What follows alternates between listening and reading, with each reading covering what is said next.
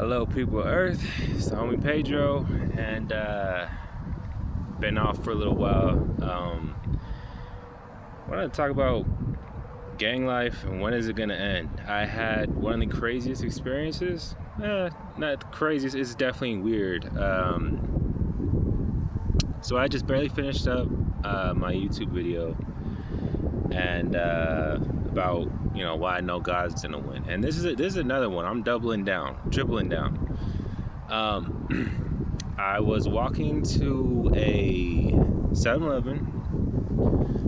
Just barely caught the train and went to go visit my brother. My brother hasn't been doing too well, and I took a side detour on foot, walking, and this kid, 15 years old maybe,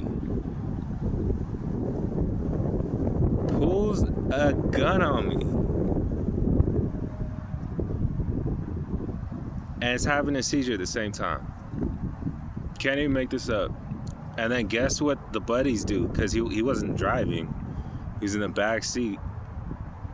He starts having a seizure. I'm like, yo, he's having a seizure. First off, I placed the gun away. Don't ever point a gun at someone. I placed it away, and then I'm like, he's having a seizure.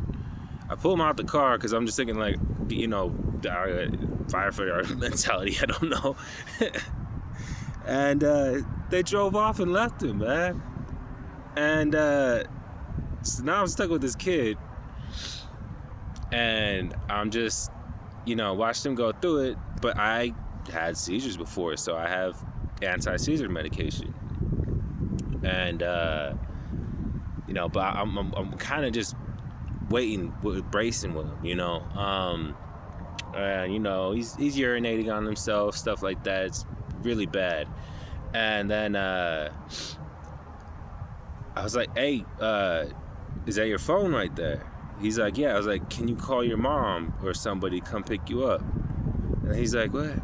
Like, he was still confused, because that's what happens. People have seizures, they wake up confused.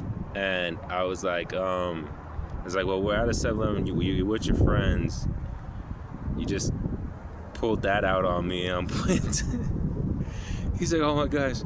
I was like, well, give me your phone, and do you know your mom's number? He's like, no, I don't know by heart, which, kids. It's at cell phone age, But anyways, so the mom comes, and he starts telling about his life, and his mom's like, oh my gosh, I'm so sorry, my son is such an F up, blah, blah, blah, blah, blah. So I could already kind of sense, like, he doesn't grow up in, like, the best household. And I was in a situation like that, so I decided to empathize with him, to build a rapport, So he's a gang member from California, just stopping by Utah, and wanted to do something dumb. And I told him, in this area of Utah is one of the highest people getting busted rates. Like, it's almost always Midvale. It's almost always like, I don't know why. It used to be Rose Park, Glendale area. Ballpark's always been kind of weird. I could go into that, but anyways, I talked to the kid. I was like, look, man, I'm over 2 decades older than you. I'm 22, 23 years older than you, man. I was like, let me tell you what's gonna happen. I was like, you would have gone, they probably would have charged you as an adult, and you would have went to prison. And I was like, and your life basically would be over unless you got into, like, the trade, something like that. And I was like, you seem like a good kid, man. Like, what's going on? And long story short, his father had passed away.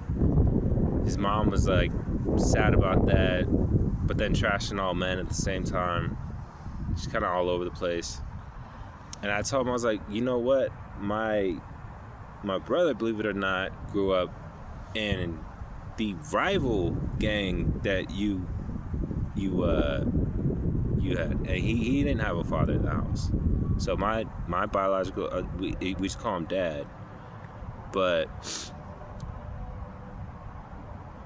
it was that like able to empathize with him, and he's like, man, I have already lost so many people, and I started when I was a young kid. I was like, me too, man. I didn't have a choice. I was 5 years old. I still starved. I was like, and then I was homeless in New York when I was a kid. I was like, and this was pre 9/11. Like it was dangerous. Here's dangerous again. But I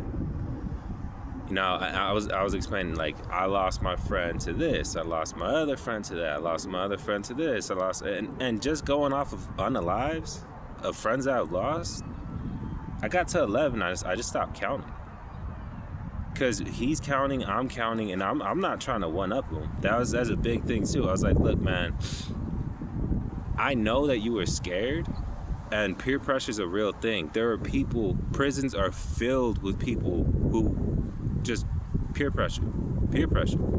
Oh, you go do this, you go do that, because they won't do it, because I've done that for people before. And then they'll brag about you until it's time to tattletale, and they get in trouble. Then they'll be bragging about you in a different way. And I was so shaken up, I didn't want to make a video about it until I could really articulate. Went to tell my older brother about it. My older brother could tell, something's wrong. We have this like Cain and Abel weird stuff, but normally I'm not shaken up about things, and that really shaking me up though, because I just said, like, when is it gonna end? When is it gonna end?